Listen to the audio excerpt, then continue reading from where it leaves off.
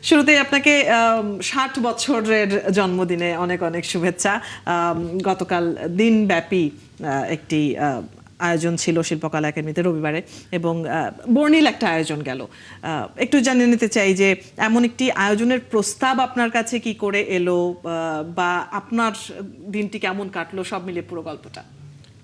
আমার কিছু বন্ধু, ছোট ভাই, ওরা প্রথম আমাকে বলে, রাডনা, সেম, রৌনক এবং আরও অনেকে আছে এর মধ্যে, অপু, রাজীব, সালেহীন। তো ওরা এরকম একটি আয়োজন করতে চায়। তখন আমি বলি যে আসলে ঠিক জন্মদিন উদযাপনের আকর্ষণ আমার নেই, বরং কাজ নিয়ে তোমরা যেই কথাটা বলতে চাচ্ছ সেখানে আমরা কনসেন্ট্রেট করি, যে নাটক, সিনেমা, আলোচনা, সমালোচনা, সেটা হয়তো বেটার হতে পারে। আমার জন্য সেটা একটা সাইন পোস্টিং হয়, আমার সামনের কাজের জন্য সেটা একটা অনুপ্রেরণাও হয়, কিংবা অ্যানালাইসিসও হয়।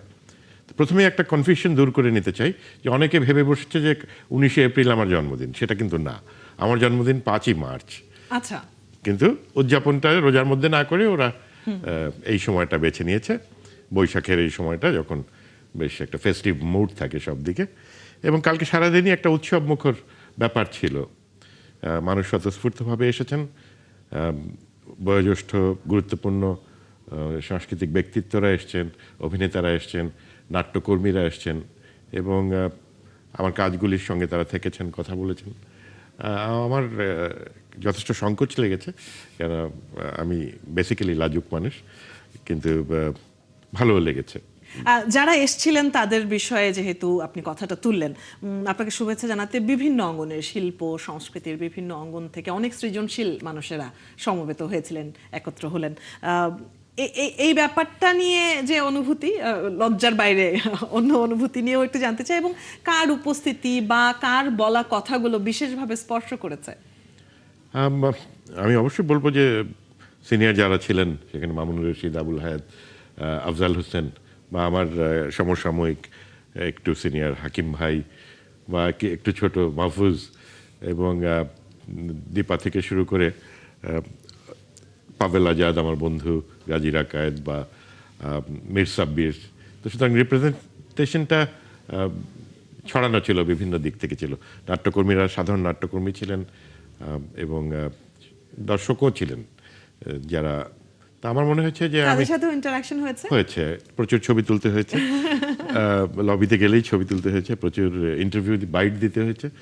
তো এটা আমি পজিটিভলি বলছি যে আমার মনে হয় আমি খুব সৌভাগ্যবান যে এতদিন পরেও মানুষ আমাকে মনে রেখেছে, বা মানুষ আমাকে ভালোবাসে।